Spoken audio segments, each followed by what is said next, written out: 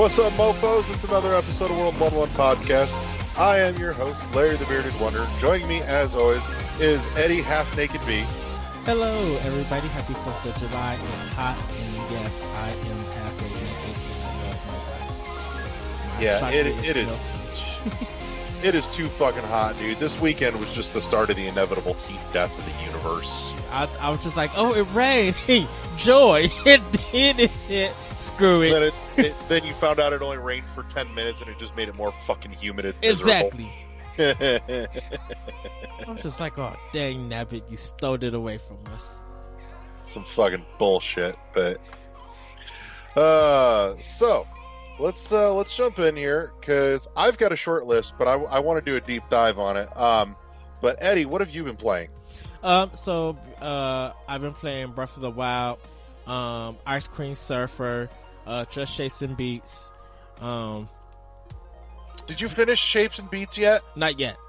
No, not yet. Finish it. No, I have, dude, because I'm in. Did you get to my favorite one yet, though? Did you get to Close to Me? Not yet. Oh my god, that song is so good. I need to. I already told the designers, the developers, that I need that soundtrack. Like literally, I need a physical of the soundtrack, and he hasn't hit me. Some of that soundtrack is like 4 or 5 years old at least. But see, that's the thing about it. It's just like all the music that's in this game sounds brand new. Sounds like they just created it for this game. Cause like none of the DJs that's on there I know about. So all of this music, I'm just like, this is good. And I was just like, I need the soundtrack to this. Like, no lie, dude, I looked up some of those individual songs, and some of them are like 4, 5, 6 years old at least. Oh. Not even kidding. Including my favorite one on there is like 5, 6 years old. Well, it sounds like, I don't know if it's been remastered or whatever, but it sounds crystal clear. Like, it's just brand new. Like, it doesn't even sound dated. So no, it's good, but I mean, any good musician can, put together something that sounds good then and still sounds good now. Well, I mean, it can still sound good in the past and now, but I'm just like, when you got good engineers who could make it sound like that good, classic, like timeless, then yeah, I agree. But I still want the soundtrack. Yeah. How far in are you on that, by the way? I am still at the one part that I talked about, where I got to get for with the the ship sailboat. Parts. Yeah, I'm sorry, I ended up jumping into some other stuff. Everything it's just when it drops in the because like me and you talked about Hollow Knight. We'll get into that later. Like, I'm not picking it up. I'm happy to, but I'm just like I'm just like you, waiting for a physical. And I don't want to jump. I don't want to get it digitally if there's going to be a physical version. If nothing physically gets announced, I'm going to say by December or even by Black Friday, I'll pick it up then digitally. Yeah. But I'm just hoping on a physical for that. Picked up Battle Chef Brigade. Ended up playing that. That game is fun. Just dabbled in a little bit of it. Played Far Cry 5 on Xbox One. Been playing Mad Max on PS4. Been trying to get that finish for my backlog.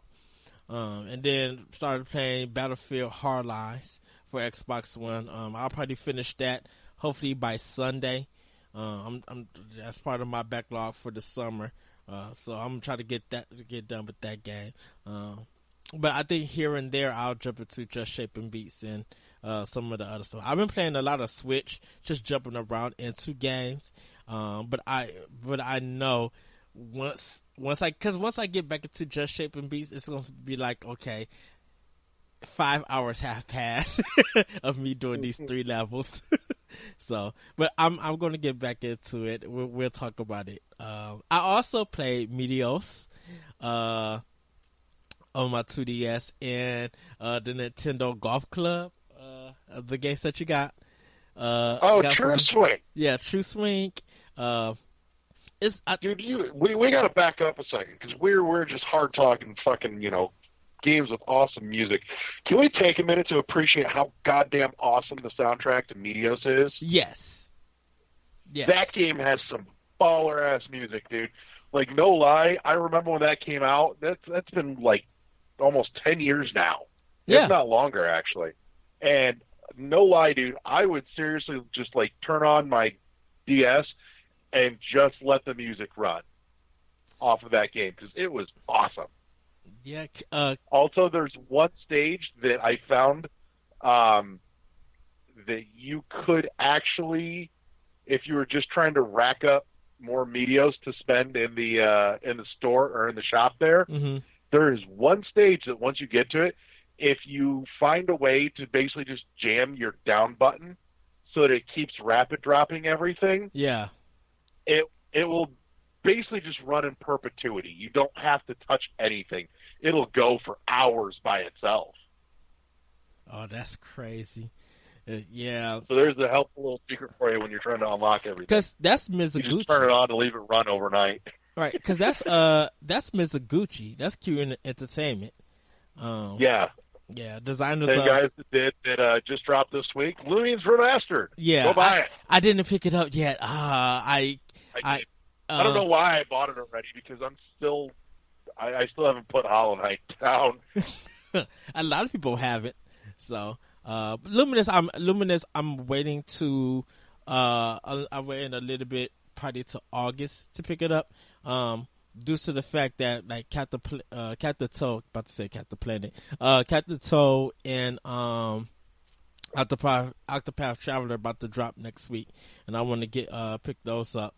And then like Luminous and like Luminous, Dead Cells, Hollow Knight, Okami HD, like all of those are like guaranteed games that I'm going to get. Dead Cells is a day one. And probably by the time I get paid next week, I'm probably going. I'm thinking, that reminds me, by the way, an update to the last time we talked. Mm-hmm. You can now go to Best Buy and pre-order Dead Cells. Finally, it's up in their system. Oh, they brought it back. Yeah, Okay. I was there just this past week, and it was finally there. So I got my copy pre-ordered. Did you ask them why they took it down after their announcement? Nope. No, the people at my Best Buy are kind of just clueless when it comes to that shit. Like, I also don't like the fact that half the time if I want to pre-order something, like, they'll have it on their fucking website, but I can't pre-order it in the store. Well, it's weird because they announced that it was they use available some for pre-order. stupid third-party company to run their website. So a lot of times Really? shit will show up on their website before you can order it in the damn store. Was that the time when they announced that the pre-orders was at Best Buy? Because they was first to announce it before Dead Cells was even. Remember. Before even Dead Cells even was saying they was getting a physical release, Best Buy like announced it first that they was doing physical copies. So I was thinking when they announced it that you could go into the store or you could do it online. Like just pre-sales were available right then and there. No. Like I found this out. I remember when I went to pre-order my copy of Octopath Traveler, I found that out because I couldn't pre-order in the store, but it's up on their website, and I had to pre-order it from their damn website. So that was kind of hot garbage, and that pissed me off. But yeah, one of the guys there was telling me that apparently like some third-party company runs their website, and a lot of times shit will go up on the website before it ever gets to their in-store POS. So I there's wonder your if they useless fact of the day. I wonder if they made a mistake then. No idea. So, but yeah, that's an update for you since we kind of talked a little bit at length about that last time, and I won't droll on about that too long. So we kind of beat that to death. Yeah, but that's pretty much what I've been playing. I am going to be getting back into a lot of games. I think right now, just like Mad Max and like Battlefield Hardlines, because I'm trying to have them at least done so I can move on. Because like after I'm done with those two games, it's like I'm doing Assassin's Creed 3 on my Wii U and Breath of the Wild on my Switch. So I'll be jumping back and forth between those two systems because I'm trying to have like at least a lot of this backlog stuff done by August. So I could talk about it later on in that month. But yeah, that's what I've been playing because I know once I get Dead Cells, it's gonna be like, I can't put this game down. It's gonna be hard jumping between Dead Cells, Akami HD. If I haven't finished Octopath Traveler, that's a problem. Captain Toad, I'm not really worried about because all I got to do is just do probably like the new Odyssey levels and then finish like the third section of the game because I beat half of the game on Wii U already, so I know what to do with most of the puzzles. It's just like the new ones, like the Odyssey stuff is going to be entertaining for me. But yeah. So, like I briefly mentioned, I have not been able to put down Hollow Knight. This Jesus, this game has me just like by the balls. This is probably one of the deepest, most challenging Metroidvania games I have ever gotten my mitts on. And that says something because if it's anywhere in that genre, I've probably fucking played it. And very, very few of them have I ever left unfinished. I never got around to finishing Guacamelee. That's kind of on my list of shame. But I need to go through that and get everything to get the. I beat it for original ending, but I got to get all like 100% it to get the true ending. Right. I haven't finished Yoku's Island Express yet.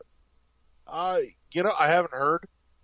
Not that I'm aware of at this point, but it wouldn't surprise me. I know 2 is coming. I know 2 is going to be on PSN, and then it'll probably hit everybody else. But I'm shocked that the Super Turbo has it because I would get it on Switch for the Super. But the other one I haven't finished that falls in that genre is Yoku's Island Express, and that's only because I put it down to play Hollow Knight. But I'm telling you, man, Hollow Knight is hands down like one of the meatiest 2D Metroidvania games out there. Yeah, period. A lot of people have been going back to it on Twitter. That's been like the hottest Switch game of talk. Well, and the thing is too, most Metroidvania games will take you 10, maybe 12 hours to make your first playthrough. Even if you're not doing 100% and you're just kind of running your way through, figuring it all out for the first time. Dude, I am damn near I'm like 30 hours deep into Hollow Knight, and I'm still not done. And I know for a fact the game can be done faster.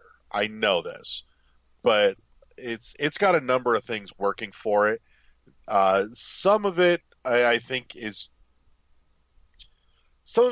just padding in terms of time wise, and namely the difficulty. Like, don't get me wrong, it took me a little while to really get on board with how fucking hard Hollow Knight is.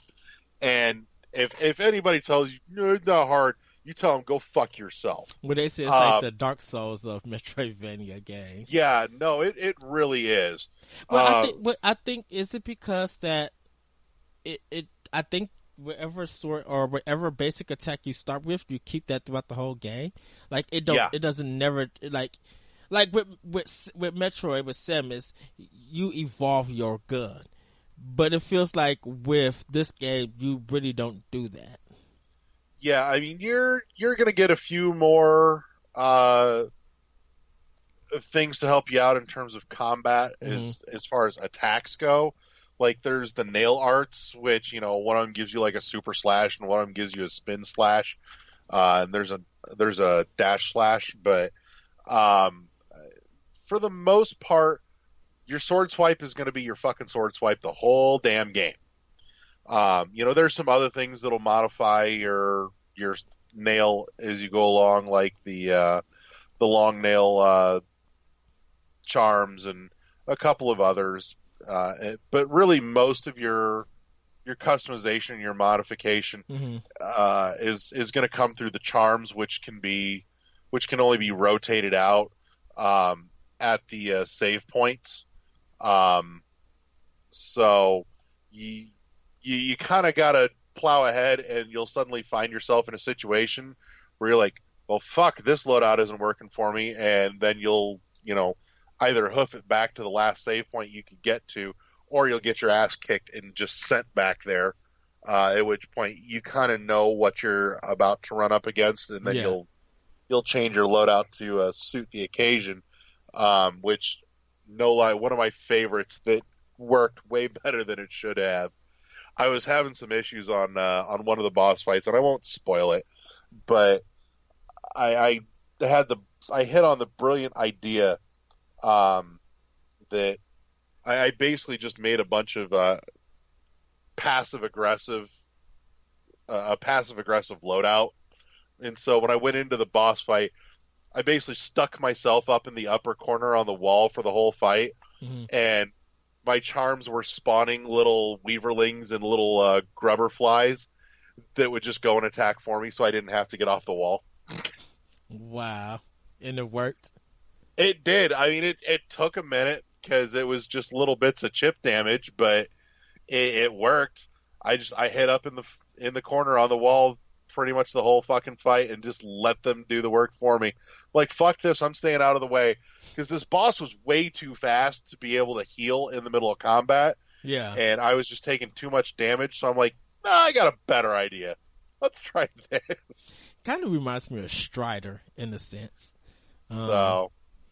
Where, and if people want to say Strider as in like the remake, that's fine. Where your basic attack is like a melee attack, and it just never changes. But you got other stuff that helps you, makes it better. Yeah, or to make the fight easier. So that's what I'm thinking of when it comes to Hollow Knight. You know what occurs to me, because I mean, there's a lot of comparisons to it being a Soul style Metroidvania, but I tell you the one that I haven't really heard that I think kind of hits the mark here even better for Hollow Knight is it's got a lot of Mega Man in its DNA. It really does. So hear me out.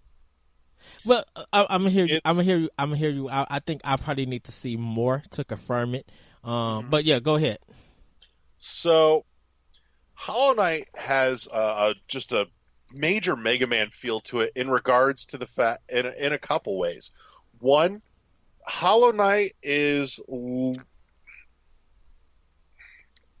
it's at least equal parts, if not more so, not just about combat and dealing damage, than it is damage avoidance.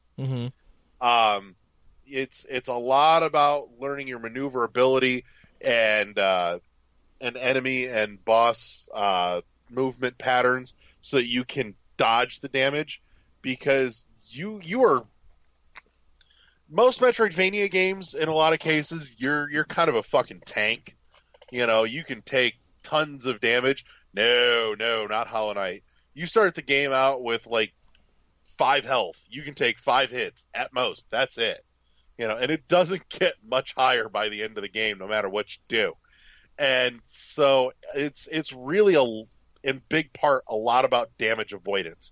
It's also got a lot of that very kind of twitchy platforming going on, very much akin to Mega Man in that respect.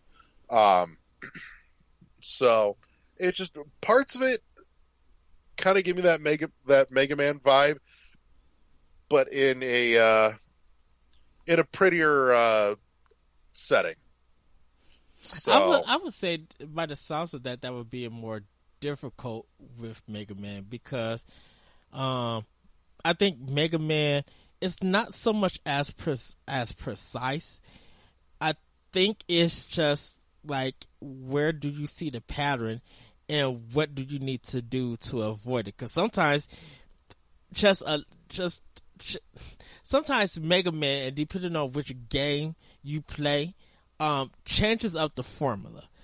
And if you say Mega Man, well, 1 and 2, I could probably see that happening. 2 being the most difficult one, and that's more precise. But you say Mega Man 3, well, that's the slide. If you say like Mega Man X and stuff, well, that's the climbing and that's the air dash and the stuff like that. So I think it kind of depends on which Mega Man, because I think to make that, like I said, I have to play the game, and probably see it for myself, because I would probably say, if we're speaking about Mega Man, we got to figure out which Mega Man it is. Look, it's very simple, guys. Green Mega Man goes with red Mega Man and yellow Mega Man to make the Ultra Mega Man. I'm talking like early Mega Man, original NES Mega Man. Right, and that's why I said like 1 and 2. Like, 2 would be like the hardest, where you could even venture into like 3 or 4. Well, see, 3 is easier. I think 3 is easy, along with the slide. It might be easier, but it still doesn't change the basic foundation of the series. Oh, well, see, and that's questionable. Changing the fact of the series of, for me personally, I'm thinking of, because of the bosses, the way that it's laid out, they kind of split it, and people for me personally, I don't know why. It's just like, you could do 5 bosses who attacks fit each other, but none of those attacks fit the other 3 bosses, because the other 3 bosses fit each other, take off more damage. But because I really used to slide in in Mega Man 3 for boss attacks. Right. But yeah, that's one of those things that's kind of been rattling around in my head. But again, like I said, I do feel like, in part, the game time is kind of padded a little by the difficulty. Now, I will say there are some things, though, that really beef up this game in terms of scope compared to other games in the genre that aren't really padding. Like, straight up, this game has a fucking enormous map. I mean, it's big. Remind me, I will send you just a quick snap of the game map, and you're just going to look at it like, damn. Because it's huge. Like, this game is big enough, by the end of the game, you will have 3 forms of fast travel. Wow. It's huge. You've got one that's pretty readily accessible from the get-go. There's one that comes mid-game that opens up some 1 or 2 new sections that you just couldn't get to before. And there's a third that lets you basically drop a fast travel point anywhere and haul yourself off to it from anywhere else on the map. Do they tell a story throughout some parts of the game? Like, oh, this game is all kinds of story, dude.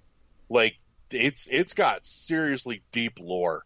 Like, no lie, I'm probably gonna have to play this multiple times to really wrap my head around it, because my first playthrough has been so focused on just the gameplay and the experience and the environment and the atmosphere and just making it through the game front to back. I wonder if the story pieces are most of the backtracking.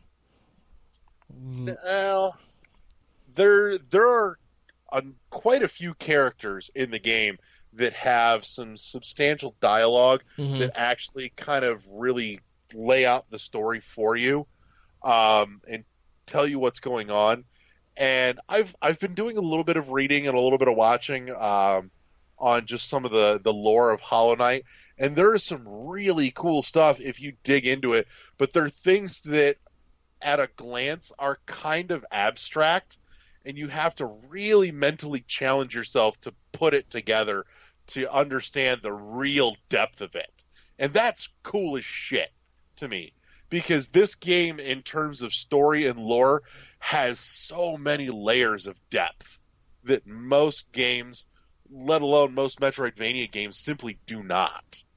Because it's more about the adventure than the story. It is for me the first time through. This is one that I'm going to have to do a second playthrough that is just dedicated to focusing on the story rather than the architecture of the gameplay experience itself. Which I think a New Game Plus would benefit something like this. Yeah, but a New Game Plus, I think would break this game. I mean, not so much break it. I think the New Game Plus will help give you the story more, not easier acquire more of the story, because you'll be able. I can see that. Yeah, I'm trying to figure out in my head what parts you would keep in a New Game Plus and what parts need to be reset, because that's a real hard part. Like, do you get to keep all of your charms and all of your health?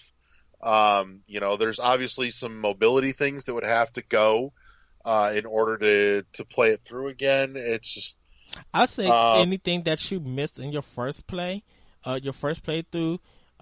when you go back there a second time, now you'll be ready to get it. Now you can think of getting it. Just stuff that you missed, I think. Because there are some games that do it. I got to think of which game does that. That if you collect a lot of the stuff the first time, when you do a New Game Plus, the stuff that you found you got to keep, and they won't reappear in that same area. But the stuff that you didn't get is just still there. That's a hard thing to do with a Metroidvania, though, when you think about it. Well, that's if you're not. That's not if you're doing 100% of a run on the first time. I don't know. New Game Plus is a fan of the genre. Just is one of those things that those two things don't go together for me in my head. But that's could just be me.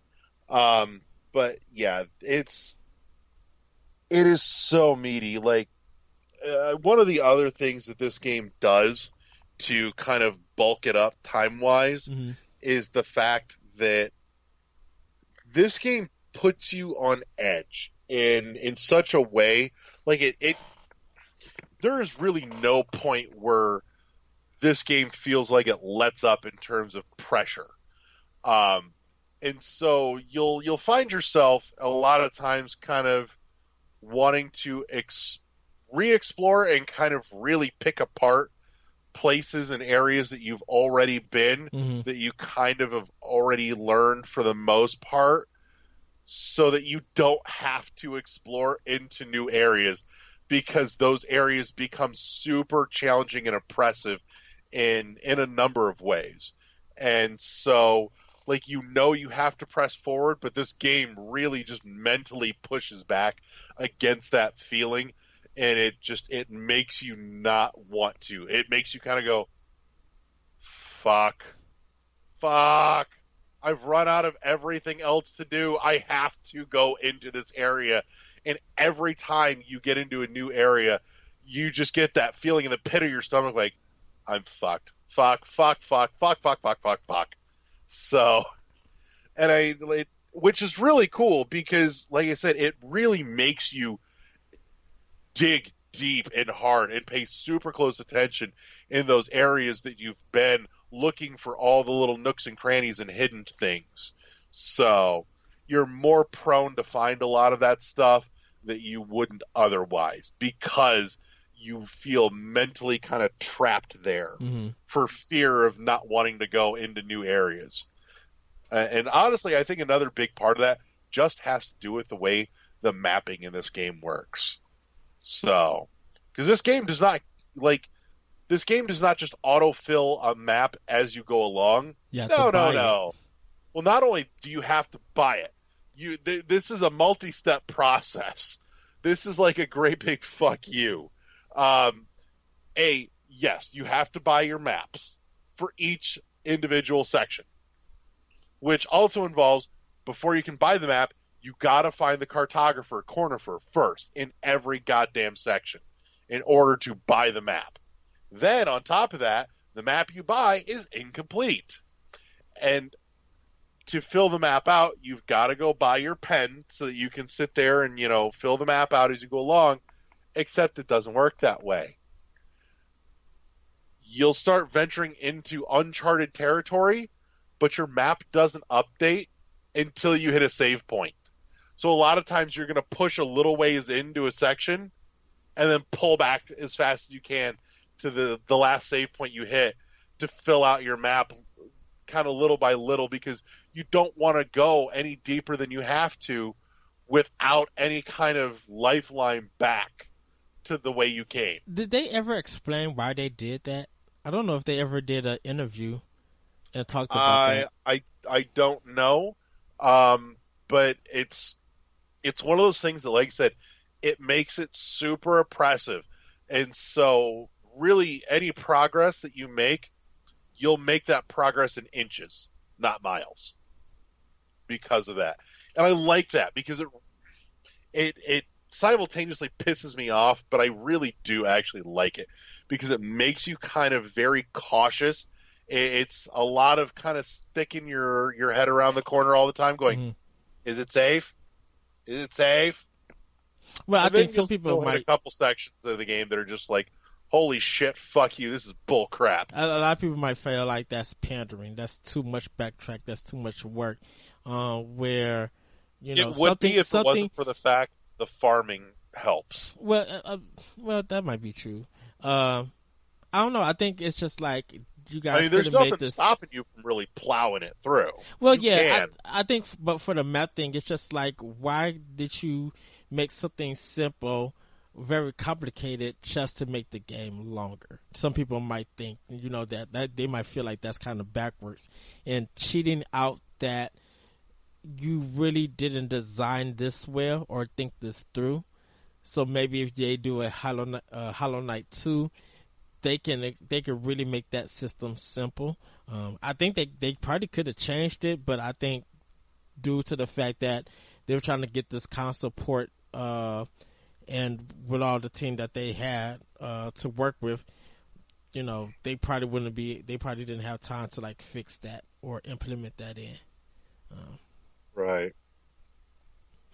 Just saying, because some people might just be like, well, this game who probably had the same development time and same resources just like you guys, they were able to make something easier, and you guys just complicated for no apparent reason. Yeah. But, and I don't think it's more complicated for no apparent reason. Mm-hmm. I think it lends to the feel and the atmosphere that the game has made. Any other Metroidvania game, this shit would be insufferable and fucking unacceptable. For Hollow Knight, it works. I genuinely am not upset about it. I feel like if they, in the grand scheme, this works for me. I think if they would have had a map thing, I think some people would be like, why are you trusted to make this like a 2D 10 level kind of brawler or action platform kind of game? If the map system was going to be complicated as that, I should say. Like I said, I'm not hurt about it. Well, a lot of people are not talking about the map thing, so a lot of people are enjoying it. Yeah, and rightfully so. Additionally, if by chance anyone at Team Cherry is listening, I adore Hollow Knight, and I want to talk directly to the person that did the level design for the White Palace. Go fuck yourself. Fuck you. The White Palace is fucking bullshit. It's hard. Oh my god. It's hard, or is it confusing? No, it's hard. Like, White Palace took Super Meat Boy and threw it on fucking steroids. Yikes. Yeah. White Palace is Super Meat Boy with goddamn roid rage. It is bullshit. I'm assuming tricky jumps and dashes and platforms. And lots of fucking buzzsaws. Like, nowhere else in the game is there fucking buzzsaws. The White Palace has all of them. I'm assuming that's the last place. It sounds like it's not even the last place. It was halfway through the game? Like, yeah, I mean, it's most of the way through the game, but it's still fucking horseshit. Wow. So, that's a thing. But yeah, overall, God, I just 250,000 sales. So I know, and climbing. Oh, and I don't think we hit on this because if I remember right, this was like a day after we talked last time. But Team Cherry and AMA did say there's a physical version coming. Well, they said they were thinking about it, but No, they said they were working on it. did they actually confirm it? Because I know they were just like they were thinking about it. I think the sale numbers wasn't. I think the sale numbers wasn't released yet. Because they were just they were talking about that. You know, it did 1/3 of PC. It then I think like that following week or like last week, they announced that they did 250,000. They mentioned a physical copy, but it wasn't nothing in writing, like they had confirmed it. So it might be different story reports and stuff. But if they do a physical, hopefully it don't take long for them, like they did all of these trying to port it and delay it and stuff. Right. Because, I think a lot of people would definitely want this game, which I actually wonder, with a game like Hollow Knight, was the delay and everything worth it for people to get it on Switch? Yes. Absolutely, without hesitation, yes. Because I'm just like, if they did 250,000 in 3 days or within a week from the game being released at E3, I don't even think they got that many sales that quick on PC at regular price. Yeah, I mean it's just so good. But yeah, it's a super dense game.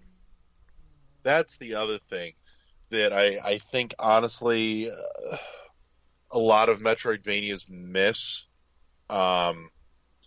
And even in fact, like the actual Metroid games, I'm hard pressed to think of a Metroid game that is really anywhere near as dense as Hollow Knight is.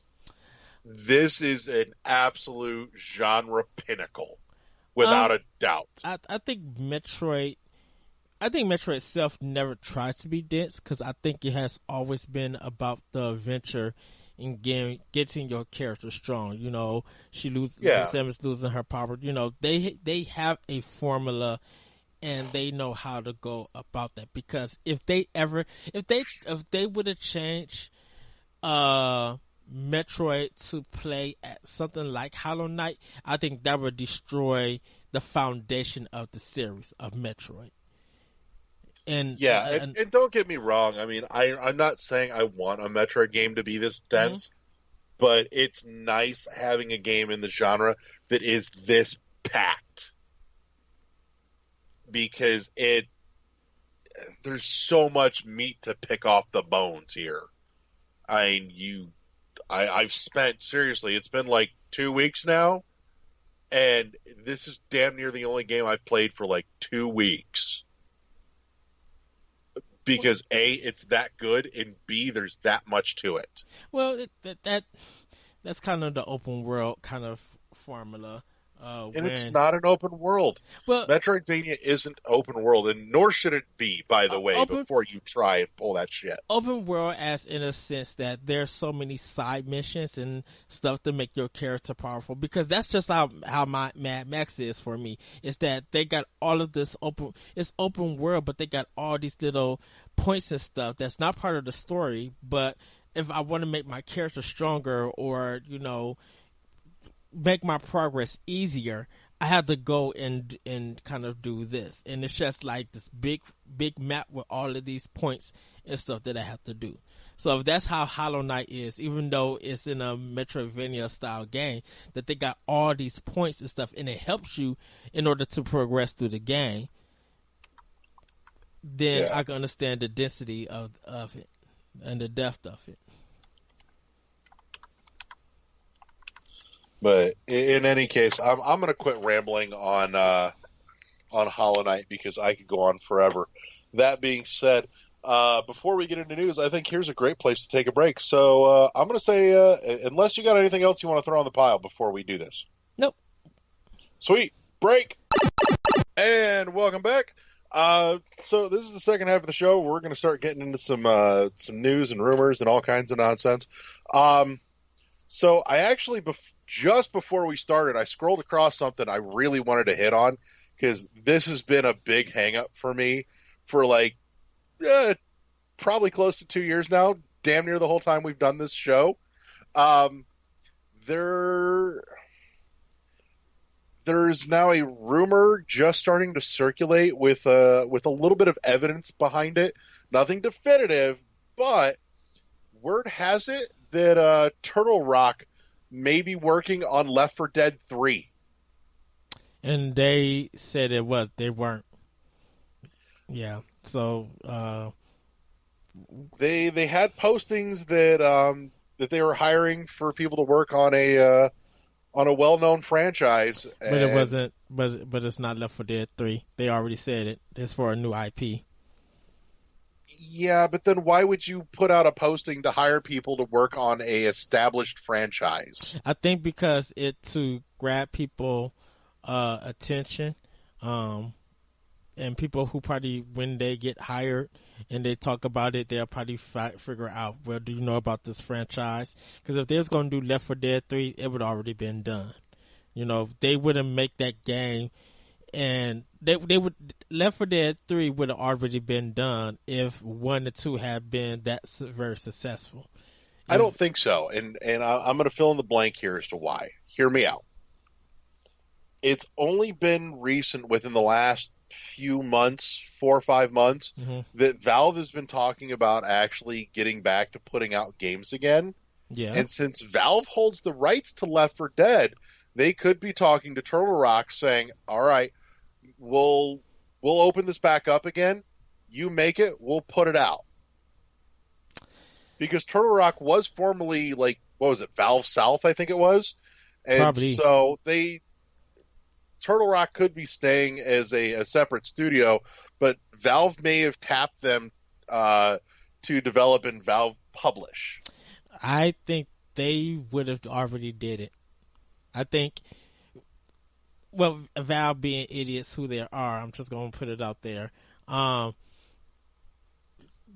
With the success of Left 4 Dead 1 and 2, and then just dropping out because Steam is making you money, but then that having problems, it feels like just because you name a studio who worked on a popular franchise doesn't actually hint that they're going to be making something new. Because if Valve would announce that they're making games, you know, just like do a big production of it, and publicity of it, I think Left 4 Dead 3 would have already been the first game that they announced.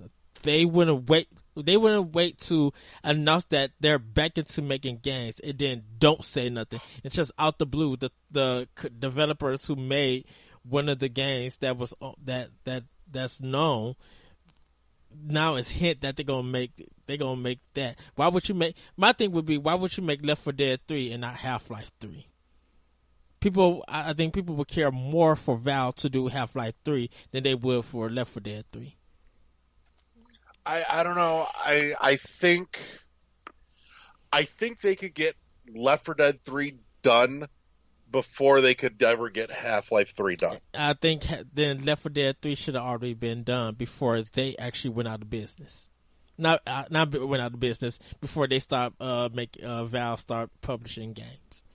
Maybe Valve decided it's just time to get its shit back together and get the engine running again. I wouldn't. Probably. I'm not banking on it, but part of me can't help but kind of look at it and go, the pieces fit.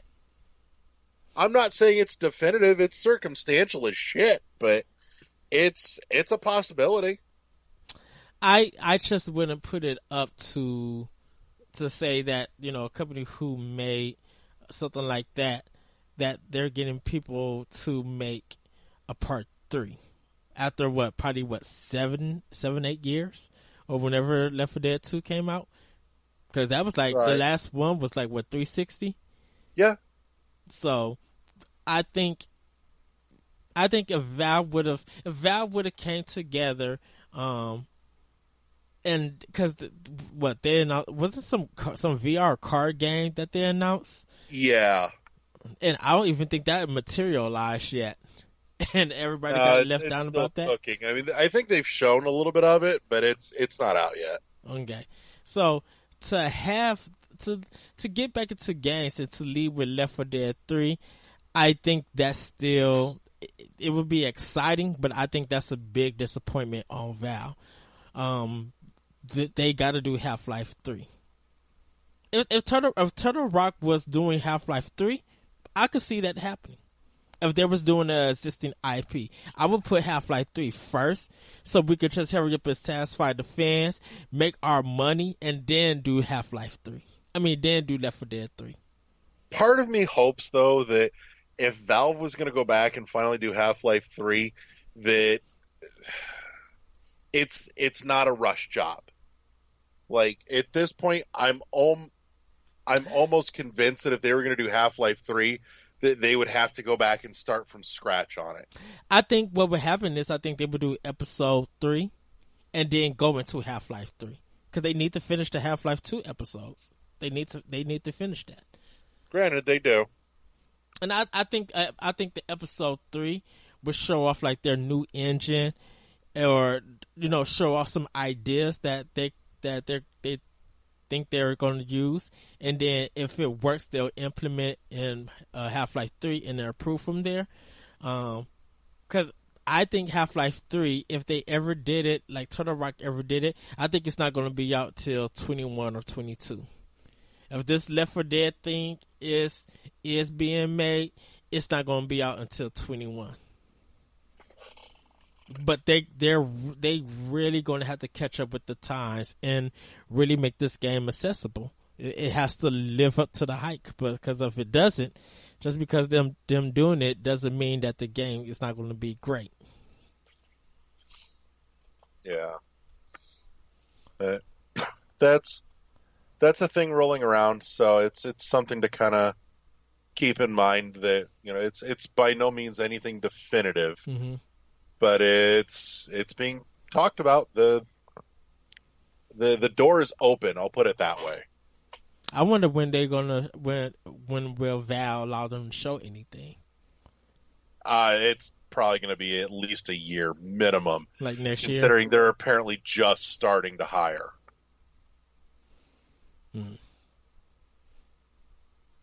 Well, we shall see. I wonder when and where Valve will show it. Like, how are they going to plan to attend next year's E3, Gamescom, PAX, the PC gaming show next year at E3? Like, I wonder when will Valve show something or attend something.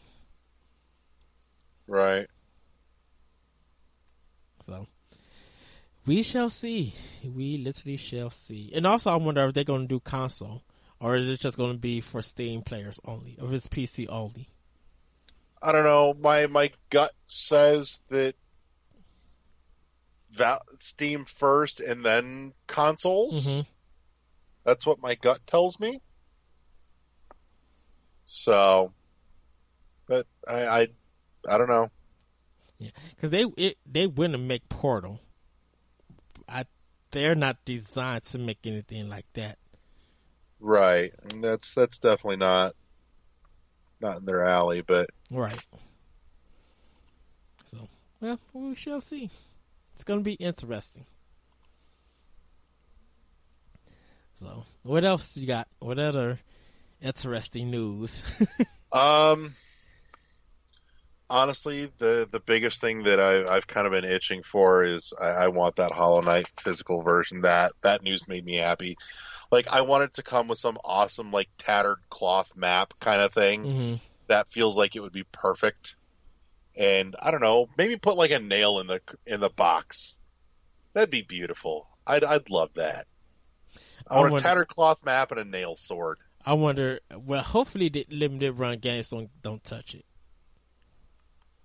I hope this is a game that's going to come out to stores that people could go in and buy.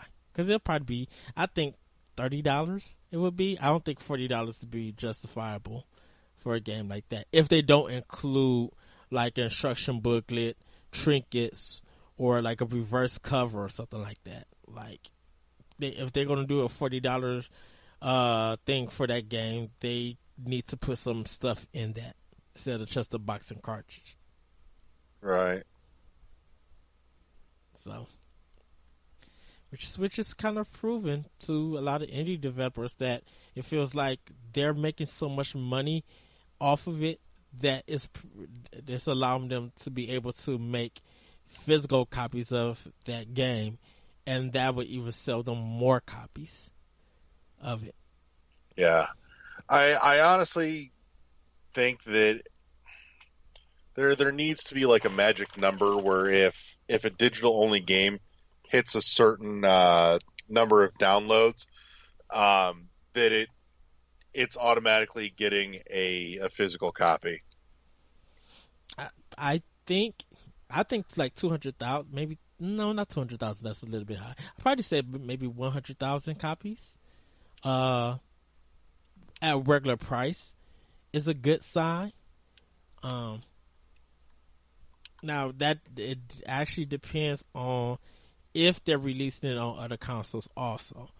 Right. But if they're just doing a Switch version, I would probably say like 100,000 copies because that's a lot of money. That's what I'm talking about is on Switch. I'm just like, look, if you can push this many copies of something out, digital only on Switch, then Nintendo says we will we'll put together a physical version for you. Bam. Yeah, I think. I mean, it makes it. I think a lot of developers get surprised that when they put it on all three consoles, they get surprised that they do well more on Switch than the other two combined, or even with PC. Because it's just like when a game has been on PC longer than Switch, and then Switch just like take headlines and you sell that quickly, it kind of says something about your game that people been waiting for on Switch, that it was going to give you guaranteed sales. Right. So there's been a lot of success stories. You know, Owlboy is getting physical. Oh, it's already I've got it. Oh, it's out? Yeah, it's been out for like a month. I had been waiting to play Owlboy because I knew ahead of time that it was getting a hard copy, so I didn't buy it digital. Because if I knew ahead of time, I was just going to wait. I wasn't going to double dip if I didn't have to. So, well, I think I don't know if that physical copy got like a release date or anything. Like, if anyone did it. They said it was coming like a month or two after the digital. So, and then they just I knew ahead of time I was going to be waiting for like an extra month or two. Okay. But so I was kind of sitting there pins and needles. That's another one too that once I finish with Hollow Knight, that's probably going to be the one that I go back to, honestly, because I need to finish that up. Because it took me some time, but Owlboy really did finally grab me. So, and it's just so pretty. Oh my god! Like, pro tip for anybody that's thinking about playing Owlboy or starts to play Owlboy. Do not play it in handheld mode. Don't get me wrong. It runs fine in handheld mode. There's nothing inherently wrong with it. But goddamn, play this thing on your big screen TV because it is just gorgeous. Handheld mode, you will miss so much beautiful little finite detail that's in there. Owlboy gave me this magical, nostalgic feeling. Like, remember when you got a truly great, gorgeous, brand new Super Nintendo game? Yes. And you went home and you popped it on the big screen for the first time, which at the time was like you're lucky if you had a 32-inch TV in the house kind of thing, because it was old school CRT and these things took up like half the fucking room. Dude, I'll shoot. Dude, playing Metroid Fusion on my GameCube. Dude, on the TV. That gave me life, dude. I was just like, goodness gracious. Yeah. But no, Owlboy just visually is packed with so much beautiful little detail that it should be played on the big screen. Plain and simple. But that being said, those were really kind of the big things. The other one, too, that's kind of almost a non-story story is the fact that the new Nintendo president has stated that they've got more games to announce for the fall lineup yet that they have not shown or talked about. Mm-hmm. So for anybody that feels that the back half of 2018 for Switch feels a little anemic, hold your horses. There is apparently more coming. They just haven't. It's already packed. Like, ever since May, Switch and probably there's probably some 3DS games that's also coming that haven't been talked about. From May until December, Switch is packed with stuff to play. Yeah. No, don't get me wrong. It's just you kind of didn't get that feeling coming off of their E3 presentation, which everybody know that it's Nintendo. They got Nintendo Directs. E3 for them is year round now. Right. Every couple months, get something. And they focus on stuff Smash is a big thing for them because they want to focus on stuff that's coming out this year. Everybody else, they had a better presentation. They have games coming, yay! But all of that stuff is not to 2019. And then you have to fight you got to really make budget plans pretty much for January, February of 2019. At least with Switch, you could pinpoint what you're going to buy. Dead Cells, Octopath Traveler, Captain Toad, Smash Brothers, Pokemon, and then we still got games like The Messenger. We still got stuff from last year's Indie Direct that haven't came out yet. Yeah, I still have no goddamn King of Cards. This is bullshit. I want King of Cards already. Oh, make that happen. They have to do. It's now to a point now when they show the next Nintendo Direct. Not only do they have to show that, they have to announce the physical. It's a done deal right now. You remember from when we talked with Yacht Club, they did say that once King of Cards was out, they'd be putting out a physical version. Yeah, that had all the content. That was literally the only thing they were waiting on. Yeah. So I'm okay. I know I'm going to end up double. God, for Shovel Knight, that's going to be 1, 2, 3, 4. That'll be my 5th time buying Shovel Knight. Damn it! What Wii U, 3DS? I first bought it on 3DS. You got it on PC, right? Nope, I got it on 3DS. Mm-hmm. Bought it on Wii U. Then I bought the hard copy on Wii U.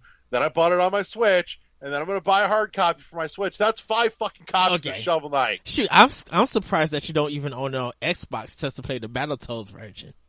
I've considered it. I've given it thought. Don't give it thought. You waited for a good sale. Don't get me wrong. If it goes on sale and it's a decent price, I'll snap that shit up real quick. Is it still $19.99? I think so. I haven't seen Shovel Knight on sale on Xbox at any point yet. Well, sure, I haven't seen it on sale for a good while. I think most of the sales has been on Nintendo platforms. Yeah. So. Oh! I almost forgot. I got to take this back to what we've been playing for a minute here because there's one thing I wanted to talk. I wanted to hear from you on, but I did forget there was something else I actually have been playing a little bit of off and on, just in short spurts. But I do really kind of love it. It's what is it? Unmechanical Extended Edition, I think it is, on my Xbox One. It feels a little like Machinarium blended with Insanely Twisted Shadow Planet. It's got that Machinarium kind of look to it, except a little bit darker, maybe a little bit grimier, a little less dry visually. But then it's still got that same kind of super cute charm to it the Machinarium does. But your character kind of floats through everything a lot like in Insanely Twisted Shadow Planet. So, but it's a fairly laid back, simplistic puzzle game. It's one of those that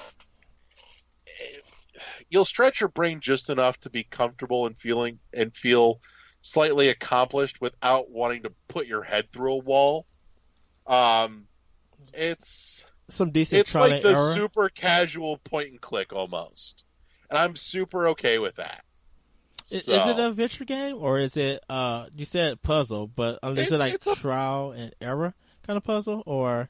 No, they're basic logic puzzles, and I do mean they are basic, but Okay. it's got just the right level of quirk to make up for the fact that the puzzles aren't super advanced. And part of me kind of likes the fact that I can play a puzzle game that isn't just going to, like, objectively intend to melt my fucking brain.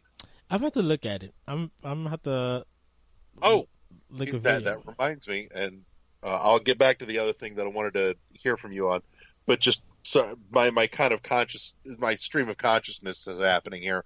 I want to give a major shout out to the dudes that did Thimbleweed Park, because I got my copy in the mail like a week or two ago, and I just opened it up. The Switch Physical? Yeah, from Limited Run, which that's my first actual Limited Run game, finally. But I've got... Which, I have a question. I've got one more order that I'm still waiting on. Which I have a question. Are they doing a retail release? Because they showed the... I didn't know they was doing a physical until I seen a picture. Yeah. But I didn't know Limited Run was doing one. Because I don't know if they advertised it. Ago. See, I didn't know that Limited Run was doing one. I thought when I seen the picture that it was also coming to retail, or it was coming to retail. So here's the deal with Limited Run games, and if you haven't, I really do recommend check out their E3 presentation, because there's actually some really good info in there. But they talked about, and this might have been from like their pre-show video that they put up. Yeah. Which I really liked, actually. I gotta still try to find it. I didn't go back and look for it. I thought it would be. Go find it. I'll have to watch it on YouTube. But in any case, one of the things they said though is that, with Limited Run, they do a limited, just like the name says, they do a limited number of copies and that's it. However, after they've put their run out and they're out of print, they release the rights back so that if somebody else wants to publish, just straight publish and put it on retail shelves, they can. Limited Run doesn't objectively retain the rights, the publishing rights to a game. Once they put out their small batch, that's it. Limited Run says, hands off, we're done. It's up for grabs again. But didn't one game get a second run print? It may have. There may have been like a super high demand, but it would be very uncommon for Limited Run to do that, because it's I think the thing with Limited Run games is that I think it's kind of unfair, on a sense that they really don't give you time to do. They do though. The thing about it is they don't really give you time to do a pre-order, because yes, the games are limited, but people who might not have the money to pre-order that game, they're out of luck.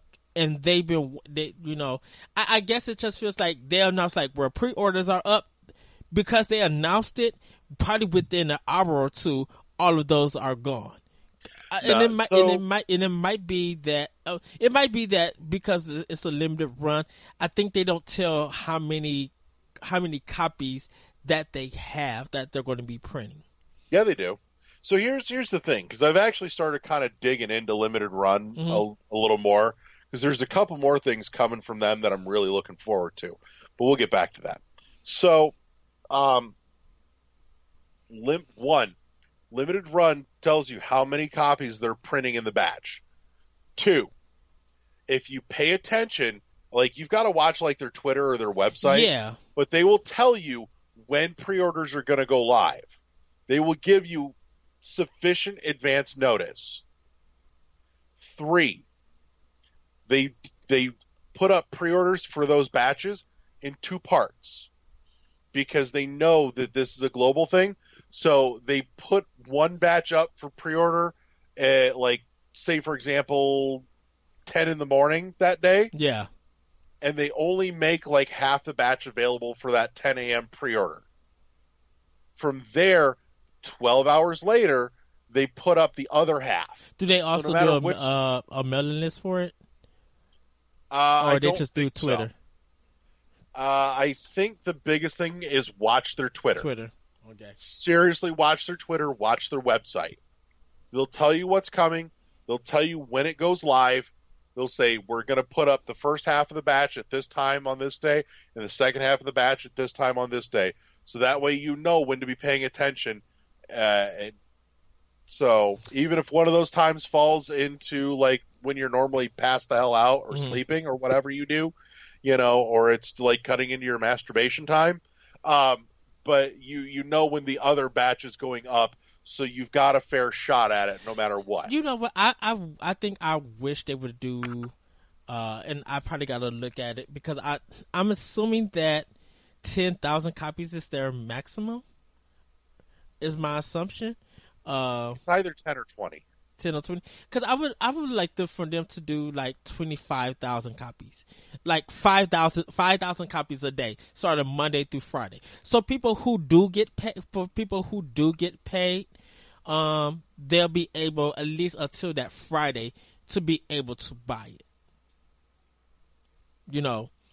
Well, and again, for me personally, I think they put out enough sufficient notice that you can have your money set aside.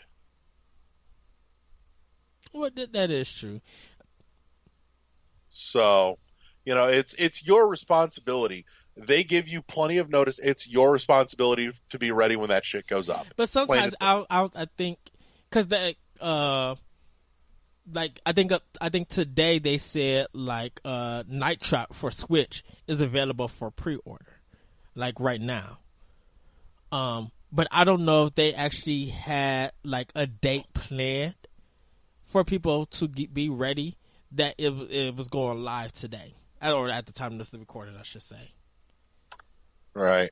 I don't know. I'm going to graze their website while we talk here, and actually here, as a matter of fact, let's see. Night Trap. Because for me. So right now, Night Trap is not available for pre-order, but they do have up on their website that the pre-orders go live in like 2.5 days. Like there's a countdown right now telling you when the pre-order goes live. Okay, so there is a countdown. Okay. Right. So they Twitter out like constantly, hey, here's a reminder, coming up in a couple days, the pre-orders go live. And they do it frequently. Okay. Like my Twitter feed is littered with their stuff. Yeah, I usually get like retweets from people showing that they're going to be doing pre-order, or like Nintendo Life might send something up. Like I really don't do limited run games, only because it might be something that I already own on digital, or it might just be a game that I'm just like they're not. It'll probably be something that I'll get later on down the line. So yeah. By the way, one you should keep an eye on, a personal favorite, on July 20th at 10 a.m. Eastern, pre-orders on limited run for Thumper on Switch goes live. I'm shocked at that game. And I'm looking at it, dude. That cover art is fucking hot. Is it the black one? Is it, or did they? Oh or is no, it... dude. It's the beetle running on the rail towards the giant fucking the mask monster. Oh, it's a different it's a different cover. Yeah, dude, it's fucking sick. Because usually it's isn't it like all black and then it's Thumper like in orange or something? Maybe I'm gonna send you a link to this. Yeah, maybe it's a different. I'll drop a link in the description for the show too, so that anybody that wants to check it out can. But like I said, July 20th. So again, you've got like over half a month notice that this shit's coming. So it's not like it's just surprise, here it is. No, they do their due diligence. Like everything I've seen with limited run games is 100% on the fucking up and up. Oh, and yeah. I give them mad props for that. Like major respect. Yeah, I do too. It's just check your chat feed there, by the way. It just sucks that for me with limited run, I have already owned that physical copy, And if I've already done, not physical, digital copy, I mean, if I already did the digital, I'm not getting the physical. It's like in certain games, I'll double dip. Yeah. But with sometimes with limited run, it's just like, yeah, that should have got a physical already. Like Thumper should have already been a physical. Like there's no, it's been out on other platforms and even on Switch, and I think that game should have already got a physical. Oh, I don't disagree, but props to Limited Run for stepping up and doing it. Yeah. So, that being said, do check that out. The other thing that I wanted to get back, I want to hear from you because you and I kind of had an argument about this shit a while back. I need to hear your thoughts here as to whether or not I'm going to have to kick your ass for being wrong. I want to hear what you think because you said you've been playing some of it. What do you think about True Swing Golf? It's easier. It's easy. It's not too hard. I think because I was using my hand and not my stylus, I was too lazy to go to my car because I left my stylus in the car. Oh, dude, that game needs to be played with the stylus. That's just the right way to do it. It's good. It's fine. It's nothing bad. I think it made me want to play Golf Story more.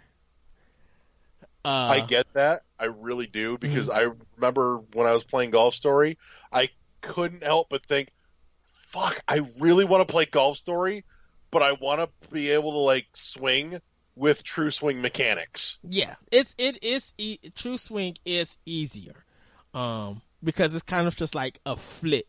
You don't really have to really worry about angles and stuff like that because it's just like, okay, I can move over here and do it. I think it's because I'm doing like single player. I'm not doing nothing like campaign or wise. I just like, okay, swipe. Yeah, okay, it's good. It's easier to play. Tell me though that is not one of the most satisfying golf games ever, though. Yeah, that is true. It is. I say it is. I think because it's so easy and it's so casual that you don't really have to work hard or really think about stuff. You can just swipe it and off you go. It's really easy. It's nothing complicated about that game. Mm-hmm. No, I mean the interface is fantastic. Yeah. It is, to me, it's like the perfect game of golf. Yeah. So it's right. What did we argue about? You called bullshit on my claim that True Swing was the greatest golf game ever made. Okay. And you know why? You were on about fucking Mario Golf. And you want to know why? Because I think True Swing and Mario Golf gets talked about more than True Swing, and I don't think. Well, I know everything gets talked about more than True Swing. Well, I think it doesn't change the fact that True Swing is the better golf game. I think the thing about it with True Swing is that A, I've never played it. B, I've never seen it in the stores. So it's just like, out of 1 million people, you are the only one who completely knows about this game. So I'm just like, I don't know what you're talking about. It may be good, but like, when it comes to golf game here in America, Mario Golf, and probably the one that Camelot did, I think for PlayStation, like that kind of golf game. Oh, the Hot Shots? Hot Shots. Like, I guess those are kind of well known. But when I played True Swing, I was just like, okay, I can see what Larry's getting at. True Swing has the real magic, man. Telling you, no lie. Yeah, but I am enjoying it. So I just, since you said you finally got to play some of it, I wanted to hear your thoughts on that. So, which also, super cool thing, Eddie got the free European edition. Right. I told you what happened when I ordered that, didn't I? Did they sent you the wrong one? Yeah, so fun story here.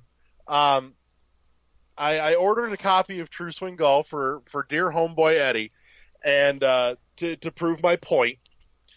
And so I get my ass on Amazon, and I order up, and it comes in the mail. And don't get me wrong, I could have just let it go but I'm not gonna lie here. I played the asshole card.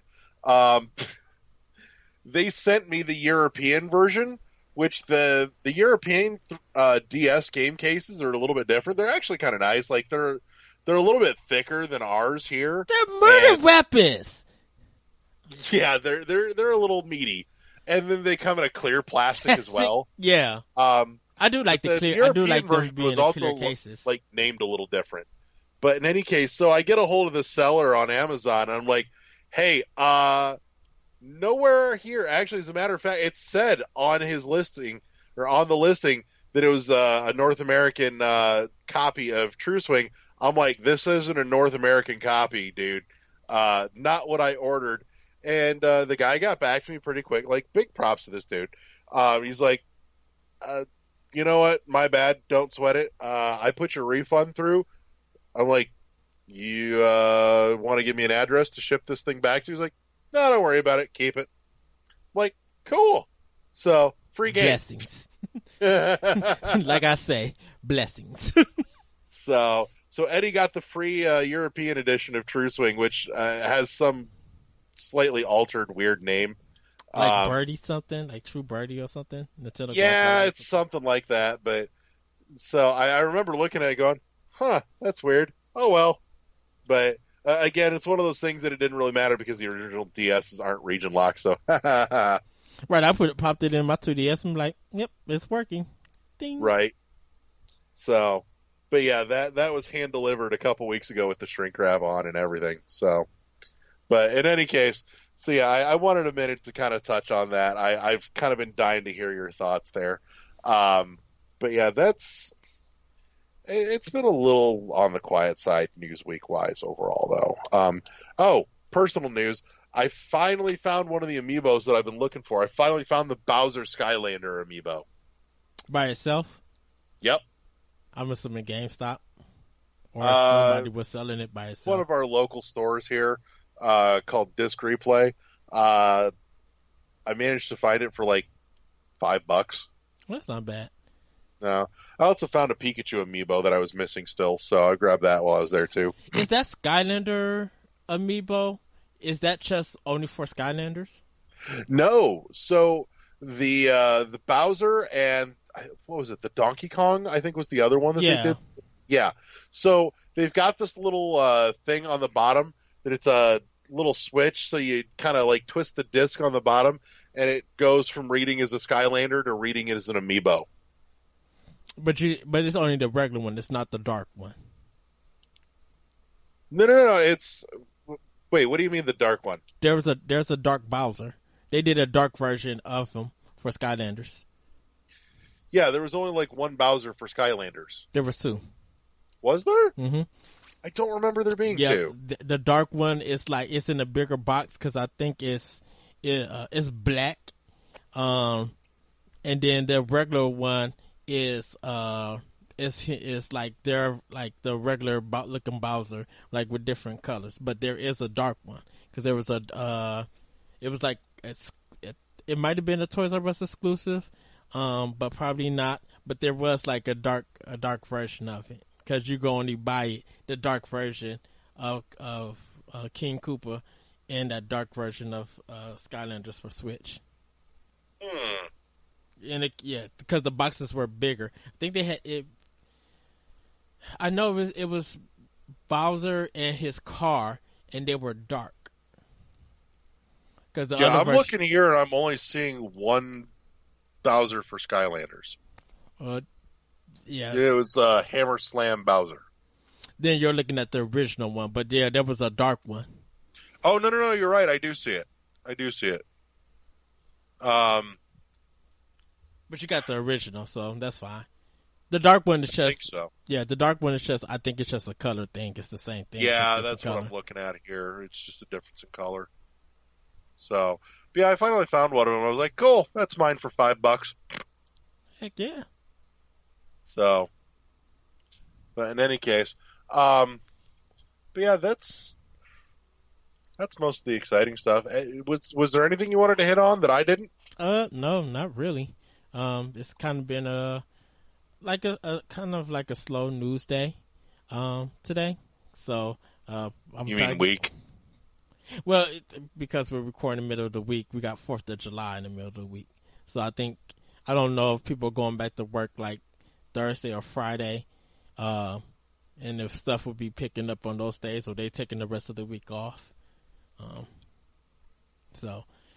But yeah, for like news bits and stuff like that, not too much. So I really don't have anything. I don't have anything to say until probably we get something probably by next week. Hopefully. Oh, actually, yeah, I had to talk to you about something. So yeah. Yeah. Oh, here's an interesting tidbit that I just came across.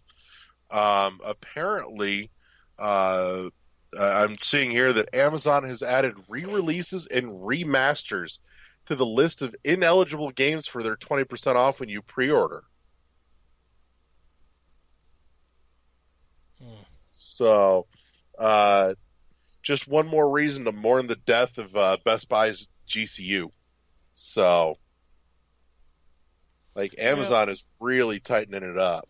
Well, which I can understand because, is it re-releases of a like a remaster of a game, or is it like a second print of a new game that came out?